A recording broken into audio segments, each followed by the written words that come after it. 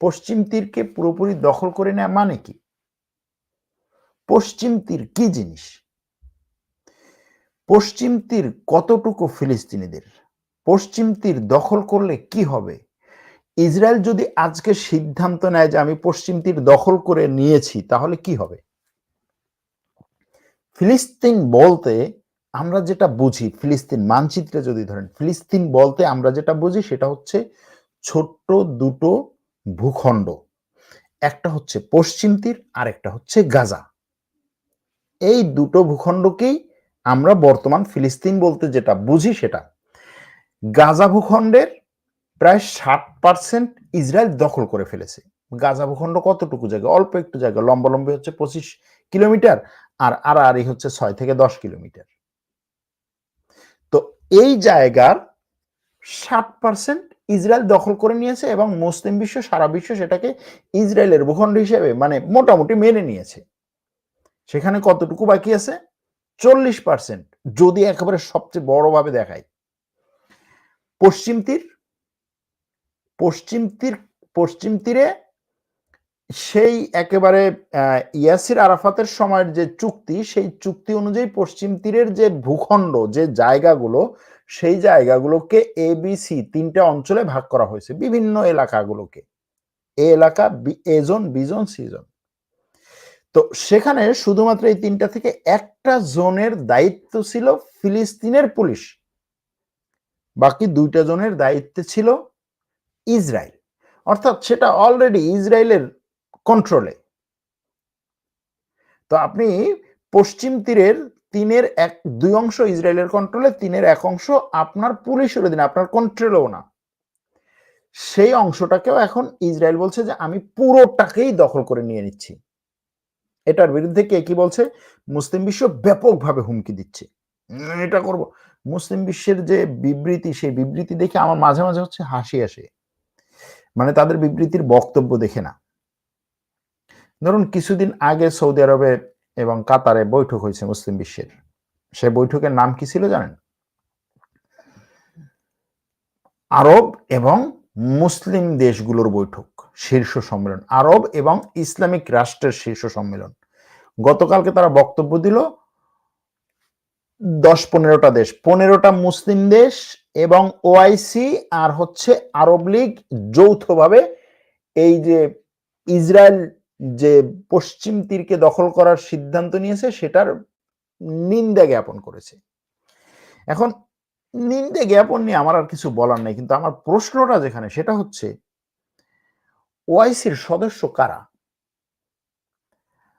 13টা দেশের কথা সেখানে বলা হয়েছে, তুরস্ক, সৌদি আরব, কাতার, মানে ওআইসির সদস্যের কথা বলতেছি না, মানে তাদের যে যৌথ বিবৃতিটা, সেই যৌথ বিবৃতিতে যে 13-14টা দেশের নাম, এরপরে ওআইসির নাম, এরপরে আরব লীগের নাম দিয়ে তারপর বলছে যে এরা যৌথভাবে বিবৃতি দিয়েছে। তুরস্ক, সৌদি আরব, কাতার, কুয়েত, বাহরাইন, মিশর, তারপরে হচ্ছে কি বলে মরিতানিয়া, ইন্দোনেশিয়া, এরকম দেশগুলো। কারণ আমার প্রশ্ন হচ্ছে এই মুসলিম দেশগুলো কি ওআইসির মধ্যে নাই? আরব দেশগুলো কি ওআইসির মধ্যে নাই? আরব লীগের মধ্যে নাই? তাহলে কেন এই ধরনের বিভাজন, ঐক্যের মধ্যে বিভাজন? কি আরব এবং ইসলামিক কান্ট্রিজ শীর্ষ সম্মেলন, আরবরা কি মুসলিম রাষ্ট্র না? এই যে ওআইসি এবং 13টা দেশের যৌথ বিবৃতি, এই 13টা দেশ কি ওআইসির মধ্যে না? হয়তো এই 13টা দেশ বলতেছে যে আমি নিজেকে আরেকটু জাহির করব, ওআইসি কে হচ্ছে সে নিজেই গুরুত্ব দিচ্ছে না, অথবা এই 13টা দেশ নিজেকে এক্সট্রা কিছু মনে করে। এটা একটা সমালোচনা, এখানে রেখে যাই। এখন এই পরিস্থিতিতে সবাই বলছে কি আন্তর্জাতিক মহলের চাপ দিতে হবে। আন্তর্জাতিক মহলটাকে জাতিসংঘের চাপে কিছু হয় না, তোমরা তো জানো। ওআইসির তো কোনো চাপ দেওয়ার কোনো সুযোগই নাই। আরব লীগ নাই, ইউরোপীয় ইউনিয়ন চাপ তো দেবে না। তাহলে আন্তর্জাতিক মহল কে? আন্তর্জাতিক মহল হচ্ছে আমেরিকা। ওকে, ডোনাল্ড ট্রাম্প বলছে তোমরা কোনো চিন্তা করো না, আমি নিশ্চিত ইসরায়েল পশ্চিম তীরে কোনো কিছু করতে পারবে না, কারণ হচ্ছে আমি মুসলিম বিশ্বকে ওয়াদা দিয়েছি যে পশ্চিম তীরকে ইসরায়েলের কাছে ছেড়ে দেওয়া হবে না। সে মুসলিম বিশ্বের সাথে চুক্তি করার পরে, মুসলিম বিশ্বের 9টা দেশের নেতাদেরকে নিয়ে বসে চুক্তি করার পরে সেই চুক্তিপত্রের কাগজের লেখা পরিবর্তন করে নেতানিয়াহুর সাথে নেতানিয়াহুর ইচ্ছা মতো শব্দ বাক্য বসিয়ে স্বাক্ষর করে তারপরে বলছে এই বক্তব্য, এই যে চুক্তি, এই চুক্তি হচ্ছে সবাই মেনে নিয়েছে। এই হচ্ছে সেই ট্রাম্প। তো এর মানে কি? এর মানে হচ্ছে গাজা ভূখণ্ড অল্প কিছু আপনার হাতে আছে, কিন্তু গাজা ভূখণ্ডকে দেখিয়ে পশ্চিম তীর সে দখলে নিয়ে নিচ্ছে এবং এটার বিরুদ্ধে কারো কোনো কিছু করার নাই এই মুহূর্তে, বা করছে না। তাহলে পশ্চিম তীর যদি সে দখলে নিয়ে নেয়, গাজাকে তো ফিলিস্তিনের মধ্যে মনেই করছে না এই যে বিশ্ব, তাহলে ফিলিস্তিন রাষ্ট্রের যে স্বীকৃতি দিয়ে হেভি টাইপের হচ্ছে বিশ্বে মোটামুটি মিছিল টিছিল কি বলে উল্লাস শুরু হয়েছিল, সেই ফিলিস্তিন রাষ্ট্র কই? কোনটা? মানচিত্র কোথায়? সেই ফিলিস্তিন রাষ্ট্রের রাষ্ট্রপ্রধানের বক্তব্য কি এ নিয়ে? বক্তব্য তো বলতাম ঘরে বসে বক্তব্য দেওয়া সম্ভব, কাজ কি, অ্যাকশন কি? নেই। তাহলে এখানে যেটা বোঝা যাচ্ছে সেটা হচ্ছে যে আসলে এই গাজা ভূখণ্ড এবং ফিলিস্তিনের আর চুক্তি, বক্তব্য, তারপরে হচ্ছে শান্তি চুক্তি, যুদ্ধবিরতি, টেবিলের আলোচনা, এগুলোর আর কোনো ভ্যালু নেই, এগুলোর আর কোনো কার্যকারিতা নেই। তাহলে কার্যকারিতা কিসের? মাঠের। আপনার মাঠে শক্তি দেখাতে হবে, এটা হচ্ছে কার্যকারিতা। এখন প্রশ্ন, সবকিছু দখল করার পরে মাঠে শক্তি দেখাবে কিভাবে? মাঠে আসল শক্তিটা তো তখনই দেখে যখন হচ্ছে সে আর ঘরে বসে থাকার সুযোগ পায় না, যখন তার পিঠ দেয়ালে ঠেকে যায়। এখন বলতে পারেন যে পিঠ তো তাদের এই ফিলিস্তিনিদের দেয়ালে তো বহু বছর ধরে ঠেকেছে, ঠেকেছে, আরো ঠেকবে হয়তো, কিন্তু এই যে আলোচনার মাধ্যমে একটা স্বাধীন ফিলিস্তিন রাষ্ট্র, রাষ্ট্র তত্ত্বের ভিত্তিতে ফিলিস্তিন ইসরায়েল সমস্যার সমাধান, আমেরিকার রাষ্ট্রপতি ডোনাল্ড ট্রাম্পকে এই কি বলে সৌদি আরব এবং পাকিস্তানের নেতৃত্বে শান্তি কি নোবেল শান্তি পুরস্কার দেওয়ার মাধ্যমে একটা ফিলিস্তিন রাষ্ট্র গঠন, এটা হওয়ার সম্ভাবনা 0%। সুতরাং এই কি বলে আন্তর্জাতিক স্বীকৃতি ফিলিস্তিন রাষ্ট্রের, এগুলো শুধুমাত্র তার দেশে, ওই সমস্ত দেশে যে একটা ব্যাপক চাপ ছিল, সেই রাষ্ট্র সরকারগুলো চাপ থেকে মুক্তি পেয়েছে। আর চাও কি ওকে ফিলিস্তিন রাষ্ট্রের স্বীকৃতি দিল, তো ফিলিস্তিন রাষ্ট্রের স্বীকৃতি দিতে, এখন ধরেন আপনি একটা স্বাধীন সার্বভৌম রাষ্ট্রের স্বীকৃতি দিচ্ছেন, সেই স্বাধীন সার্বভৌম রাষ্ট্রে অন্য একটা রাষ্ট্র এসে আঘাত করলো, দখল করতে চাইলো, স্বাভাবিকভাবেই তো আপনি কি করবেন? ওই রাষ্ট্রকে যেহেতু স্বীকৃতি দিয়েছেন, ওই রাষ্ট্রের পাশে দাঁড়াবেন, ওই রাষ্ট্রের চাহিদাগুলোকে আপনি গুরুত্ব দিবেন, ওই রাষ্ট্রকে রক্ষার জন্য আন্তর্জাতিকভাবে একটা কি বলে একটা মিশন গঠন করবেন। শান্তিরক্ষী মিশন হতে পারে, জাতিসংঘের বিভিন্ন ধরনের মিশন হতে পারে, তাই না? কিন্তু দেখুন ফিলিস্তিন রাষ্ট্রের স্বীকৃতি দেওয়ার পরে এই যে ইসরায়েল বলল যে আমি পশ্চিম তীরকে দখল করেছি, তার সংসদে পাশ করলো, সংসদে পাশ করার পরে যদি আরো 4-5টা ধাপ আছে, ধাপ বিষয় না, সেই সংসদে পাশ করে দেখলো যে কে কি বলে, এবং সে কোন সময় এটা পাশ করালো? মার্কিন ভাইস প্রেসিডেন্ট যখন ইসরায়েলে, সেই দিন সেই ইসরায়েলে থাকাকালীন তারা এটা পাশ করলো, আর ট্রাম্প বলছে যে আমি এটা হতে দেব না, ইসরায়েল এটা কোনোভাবে কিছু করবে না, তোমরা ঠান্ডা থাকো। মানে সে ওখানে তার ভাইস প্রেসিডেন্টে পাঠায় বলছে যে তুমি তারা সাপোর্ট দাও, সব ধরনের নিরাপত্তা দাও, সাপোর্ট দাও, সে এটা পাশ করুক। এদিকে সে উল্টে মুসলিম বিশ্ব বলছে তোমরা চুপ থাকো, শান্ত থাকো, কোনো কিছু হবে না। হলে কি হবে?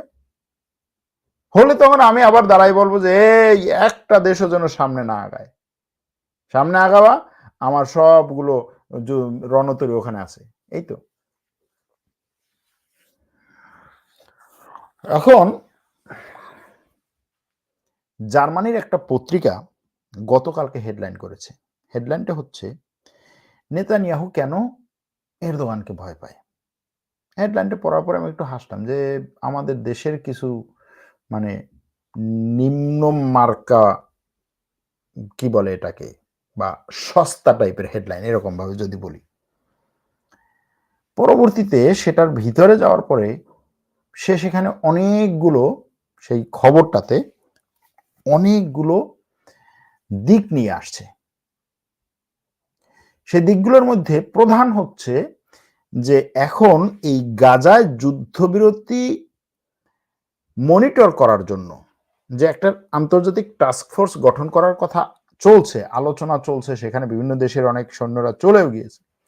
সেখানে তুরস্কের থাকার বিষয়টা সবচেয়ে বেশি মানে আলোচনায় আসছে।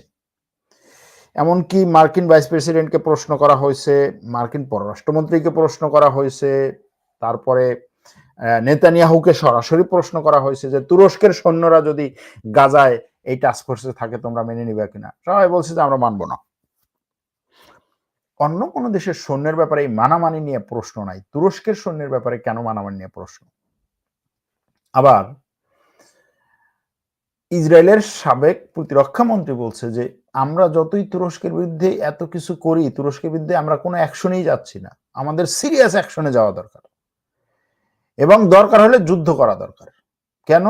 কারণ হচ্ছে তুরস্কের সৈন্যরা অলরেডি গাজা ভূখণ্ডে ঢুকে গেছে, গাজা ভূখণ্ডের মধ্যে আছে, এটা হচ্ছে তার কথা, যে তুরস্কের সৈন্যরা অলরেডি গাজা ভূখণ্ডের মধ্যে আছে। কেমনে আছে? তাদের কথা হচ্ছে তুরস্কের ডজন ডজন বুলডোজার গাজায় ঢুকছে, তুরস্কের প্রচুর পরিমাণে হচ্ছে ত্রাণের ট্রাক ঢুকছে, তুরস্কের ত্রাণ কর্মীরা ঢুকছে, এই ত্রাণ কর্মীদের একটা বড় অংশ হচ্ছে তুরস্কের গোয়েন্দা এবং সৈন্যদের মানে মধ্য থেকে, এরকম ভাবে অনেক বক্তব্য। এখন সেটা যদি হয়, মিশর থেকেও তো এই ধরনের বুলডোজার ঢুকছে, ত্রাণের ট্রাক ঢুকছে, সেগুলো তো সবই মিশর থেকে ঢুকছে এবং এটার বেশিরভাগই হচ্ছে মিশরের, জর্ডান থেকে ঢুকছে। সেগুলো নিয়ে কেন প্রশ্ন নাই?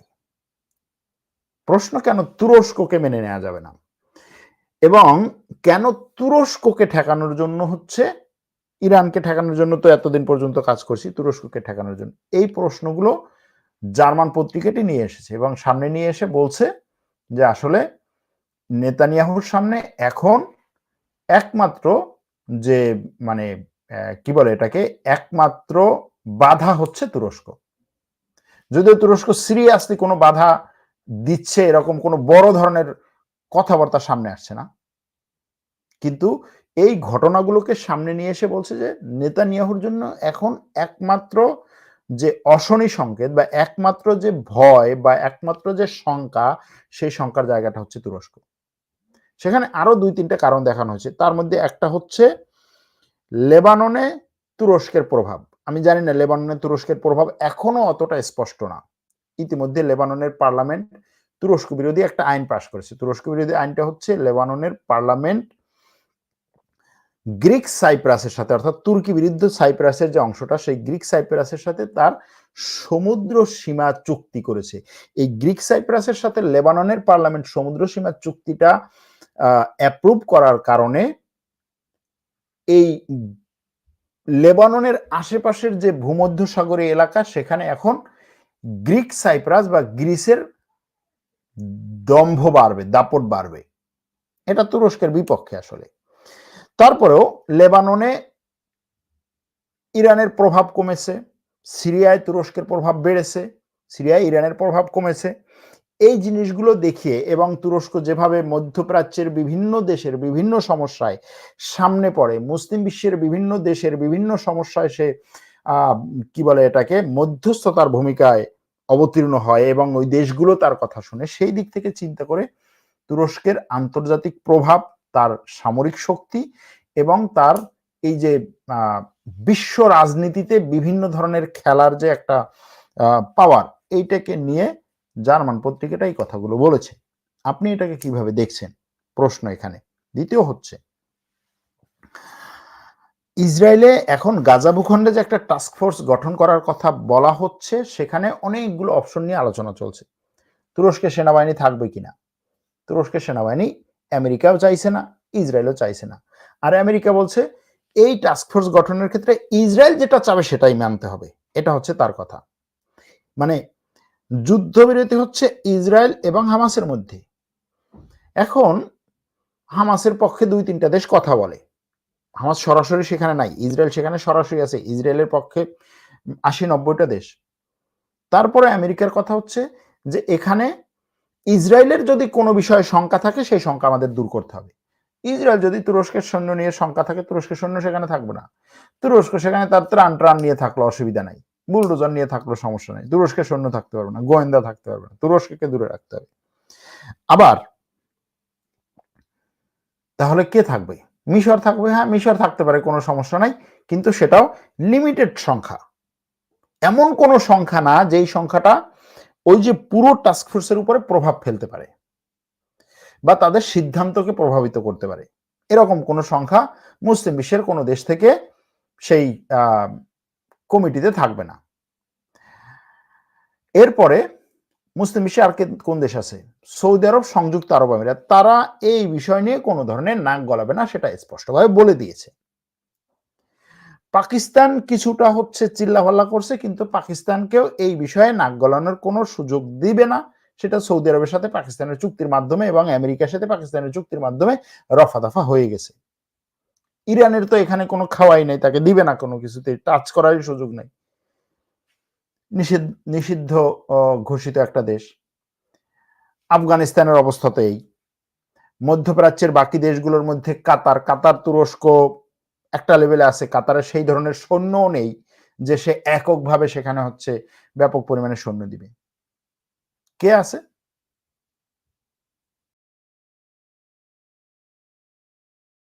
কে আছে? এখন আলোচনা হচ্ছে যে ইন্দোনেশিয়া এবং আজারবাইজান নেতৃত্ব দিবে এই ধরনের একটা টাস্ক ফোর্সে। আজারবাইজান কোন দেশ? আজারবাইজান হচ্ছে এমন একটা শিয়া মুসলিম দেশ যেই দেশটির সাথে ইসরায়েলের সম্পর্ক সবচেয়ে ভালো মুসলিম বিশ্বের মধ্যে। আজারবাইজান। ইন্দোনেশিয়া, ইন্দোনেশিয়াকে একটু ঘেটে দেখা দরকার। ইন্দোনেশিয়ার প্রেসিডেন্ট গত কয়েকদিন আগে জাতিসংঘের সাধারণ পরিষদে যে ভাষণ দিয়েছিলেন, সেই ভাষণ শেষ করার সময় তিনি আল্লাহ হাফেজ বা এই যে আসসালামু আলাইকুম বা ভালো থাকবেন বলে শেষ করে না কথাটা, সেইটাতে তিনি ৩-৪টা দেশের নিজস্ব ধর্মীয় অভিবাসন বা ধর্মীয় যে টার্মিনোলজি সেটা ব্যবহার করেছেন। কোন কোন দেশের? তার নিজের দেশের, ভারতের, বুঝছেন, ভারতের হিন্দুরা কথা বলার মানে ধরেন মোদি কথা শেষ করার পরে যেই কথা দিয়ে তার কথাটা শেষ করে, আর হচ্ছে ইহুদিদের, ইসরায়েলের। অর্থাৎ আপনি বলছেন মা আসসালাম, সেটার হিব্রু ভাষায় যেটা আসে সেটা। এবং সে ইসরায়েলের এই সমস্যার সমাধানের ক্ষেত্রে মুসলিম বিশ্বের সাথে আছে, এতটুকুই। বড় একটা দেশ, শক্তিশালী একটা দেশ, কিন্তু সে এমন কোনো পদক্ষেপে যায় না, এমন কোনো বক্তব্য দেয় না যেই বক্তব্য ধরেন আনোয়ার ইব্রাহিম মালয়েশিয়ার, তার বক্তব্য ছিল একেবারে সরাসরি কড়া বক্তব্য। এবং শুধুমাত্র বক্তব্যই না, বক্তব্যের সাথে সাথে সে অ্যাকশনেও গিয়েছিল, অনেক কিছু বাদ দিয়েছে, বাতিল করেছে, বিভিন্ন ধরনের চুক্তি এই সমস্ত। কিন্তু ইন্দোনেশিয়া এটা করেনি। সেই ইন্দোনেশিয়াকে এখন দায়িত্ব দেওয়ার আলোচনা চলছে। ওদিকে ফ্রান্স খুব উঠে পড়ে লেগেছে যে ফিলিস্তিন রাষ্ট্রের একটা স্বীকৃতি সে আন্তর্জাতিকভাবে অর্জন করাবে। এই দায়িত্ব ফ্রান্সকে কে দিয়েছে? সৌদি আরব আর হচ্ছে আমেরিকা। তুমি এটি নিয়ে কাজ করো। এটি নিয়ে কাজ করার মাধ্যমে কি হবে? এটি নিয়ে কাজ করার মাধ্যমে একদিকে আমেরিকার মদদে ইসরায়েল ফিলিস্তিন ভূখণ্ড বলতে মানচিত্রে কিছু রাখবে না, মানে মানচিত্র থাকবে না, মানচিত্র ছাড়া তুমি রাষ্ট্র। একটা পতাকা ধরিয়ে দেবে, যে জায়গায় দাঁড়িয়ে আছো ওই জায়গাটা ইসরায়েলের দখলে, চারিদিকে ইসরায়েলের সৈন্য, মাহমুদ আব্বাস পতাকা ধরিয়ে দাঁড়িয়ে আছে, ফিলিস্তিন আমার রাষ্ট্র, স্বাধীন ফিলিস্তিন রাষ্ট্র, এরকম একটা অবস্থা। যে কারণে ফিলিস্তিন নিয়ে হতাশ হওয়ার কিছু নেই। হতাশ হওয়ার কিছু নেই, কারণ হচ্ছে এখানে আমি আপনাকে তো আশা দেখাচ্ছি না। তো আপনি যেখানে আশা দেখবেন না সেখানে হতাশ হওয়ার কিছু নেই। সেখানে কি আছে? সেখানে আছে আপনার ভবিষ্যৎ পরিকল্পনা। এখন এই ভবিষ্যৎ পরিকল্পনা কে করবে, কার উপরে বর্তাবে, কারা করবে, সেটা নিয়ে হয়তো আলোচনা করা দরকার বা আলোচনা করা যায়। কারণ এই ভূখণ্ড দখল করে রাখা সহজ না। যেটা হয়তো আজকে না, 5 বছর না, 10 বছর, 15 বছর, 20 বছর দেখবেন। আপনার কথা শুনছি, আপনার চেহারাটা দেখতে পাচ্ছি না। লেবাননের ব্যাপারে কিছু বলেন প্লিজ। নেতানিয়াহু যে বলল ইসরায়েল আমেরিকার কোনো দয়ার পাত্র নয়, এটা তো সে বলছে, বলতেই হবে। ইউক্রেন রাশিয়ার যুদ্ধে ম্যাপের মাধ্যমে দেখাবো একদিন, দেখি। ইসরায়েল যদি তুরস্কে সাইবার আক্রমণ করে তাহলে তুরস্ক কতটা নিজেকে আটকাতে পারবে। ইসরায়েল বহুবার বিভিন্নভাবে তুরস্কে সাইবার আক্রমণ করার চেষ্টা করেছে এবং তুরস্ক মোটামুটি আটকাতে পেরেছে। Watching you from Paris, thank you. তাহলে আরব লীগ, ওআইসি এগুলো গঠন করার দরকার। এগুলো গঠন করার দরকার হচ্ছে নিজেদের সাথে। ইসরায়েলের বিরুদ্ধে কোনো ধরনের বক্তব্য দেয়া বা কোনো ধরনের অ্যাকশনে নেয়া সেটা না, নিজেদের সাথে। যেমন ধরুন ওআইসি কি করে? বাংলাদেশের কোনো একটা সমস্যা হলে ওআইসি কোনোদিন দৌড়ে আসে নাই, কোনোদিন দৌড়ে আসে নাই। বাংলাদেশের উপরে যদি কেউ হামলা করে ওআইসি কোনোদিন দৌড়ে আসে নাই। তুরস্কের বর্ডারে যখন আক্রমণ হয়েছে ওআইসি কোনোদিন দৌড়ে আসে নাই। কিন্তু আপনি আজকে দেখেন, সৌদি আরবের কোনো একটা জায়গায় হুথির একটা মিসাইল ফেলুক, কালকে ওআইসির এমার্জেন্সি একেবারে জরুরি বৈঠক ডেকে তারপরে সবাইকে নিয়ে মোটামুটি এমন একটা পরিস্থিতি করবে যে তারপরে হচ্ছে সেখান থেকে সিদ্ধান্ত নিবে যে আমাদের হচ্ছে একটা মুসলিম ন্যাটো গঠন করা দরকার। তো তার স্বার্থে সে একটা সংগঠন গঠন করছে। গঠন করার পরে যখন তার স্বার্থের দরকার হবে তখন সবাইকে ডেকে বলবে এটা সাইন করো। এটা তো নর্মাল সিম্পল জিনিস আর কি। আপনি রেগুলার লাইভে আসেন না কেন? বেশিরভাগ দুর্নীতিবাজ আসলে ভাই। ইসরায়েল নেসেটে যে আজকে বিল পাস হলো, তারা কি আমেরিকার বাধার পরও দখল করতে পারবে? আমেরিকা বাধা দিচ্ছে না তো, আমি তো সেটাই বলছি। ট্রাম্পের মুখের কথা তো আমেরিকার কোনো বাধা না। যদি বাধাই হতো তাহলে আমেরিকার ভাইস প্রেসিডেন্ট ওখানে থাকাকালীন তারা তাদের পার্লামেন্টে এটা নিয়ে আলোচনা করে সিদ্ধান্ত নেওয়ার স্পর্ধা দেখাতে পারতো না।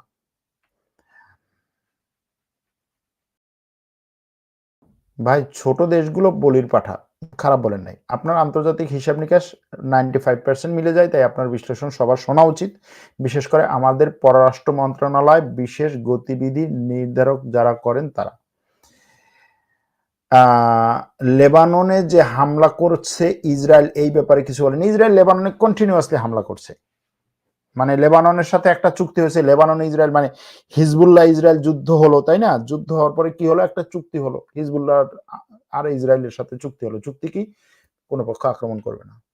মনে রাখবেন, ইসরায়েলের সাথে কোনো দেশের বা কোনো গোষ্ঠীর শান্তি চুক্তি বা হচ্ছে যুদ্ধবিরতি চুক্তি মানে হচ্ছে তুমি তুমি ইসরায়েলের উপরে চুক্তি করবে না, তুমি ইসরায়েলের উপর আক্রমণ করবে না, তুমি ইসরায়েলের উপরে হামলা করবে না। একপাক্ষিক, যতই এটাকে আমরা দ্বিপাক্ষিক, এটা হচ্ছে একপাক্ষিক। সে করবে, সে কিভাবে করবে? সে বলল যে ধরেন হিজবুল্লাহ লেবানন থেকে আমার উপরে রকেট ছুড়েছে, প্রমাণ কি? রকেট হয়তো লেবানন থেকে একটা আসতেও পারে, অথবা লেবানন থেকে নাও আসতে পারে। রকেট আপনার নিজের ভূখণ্ড থেকেই আসতে পারে। যে কি হলো, যে হচ্ছে ইসরায়েলের সীমান্তবর্তী এলাকা থেকে একটা রকেট উপরে উঠলো, সেই রকেটটা ইসরায়েলের কোনো একটা শহরের দিকে আগালো, আকাশে রকেটটাকে বিস্ফোরিত করা হলো। ইসরায়েল বললো যে দেখো এই যে ভিডিও, রকেট আসছে কোত্থেকে? আসছে উত্তর দিক থেকে। উত্তর দিকে কে আছে?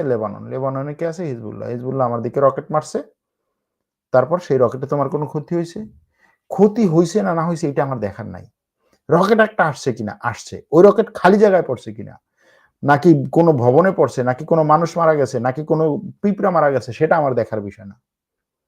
আমি বলছি রকেট আসছে, এখন এটার বিরুদ্ধে আমার অ্যাকশনে যেতে হবে। এই একটা রকেট যে মারছে এটার জন্য আমার লেবাননের গ্রামের পর গ্রাম ধ্বংস করে দিতে হবে। এবং আমি সুশীল সেজে বলছি যে হ্যাঁ, ইসরায়েলের তো আত্মরক্ষা করার অধিকার আছে। হিজবুল্লাহই তো আগে যুদ্ধবিরতি ভঙ্গ করেছে।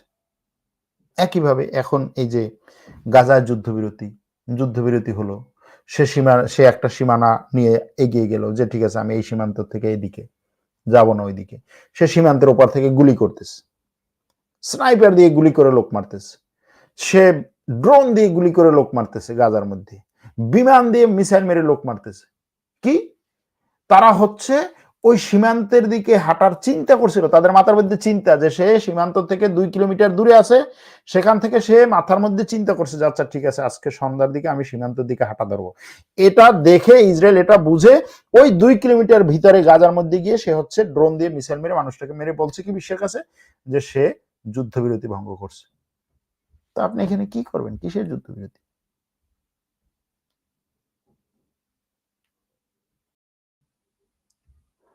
কিন্তু তারপরেও এখানে যুদ্ধ শেষ হয় নাই, এখানে যুদ্ধ এত তাড়াতাড়ি শেষ হবে না। পুরো ফিলিস্তিনে যদি দখল করে নিয়ে যায় তারপরও ওইখান থেকে, কারণ এটা হচ্ছে ওই ভূখণ্ডের ইতিহাসই হচ্ছে এটা, ধ্বংসস্তূপের মধ্য থেকে মানে এরা ফুইরে উঠে তারপরে হচ্ছে লড়াই করে। এটা হয়েছে বহুবার, বহু বছর। রাশিয়ার মতো এমন বড় দেশগুলোকে নিষেধাজ্ঞা দেওয়ার মানে আমেরিকা নিজ দেশে জনগণের কাপড় ছিঁড়ে ফেলার মতো অবস্থা। যদি এর মানে না বুঝেন তাহলে আমি দুঃখিত। 1967 সাল পর্যন্ত গাজা মিশরের এবং পশ্চিম তীর জর্ডানের নিয়ন্ত্রণে ছিল।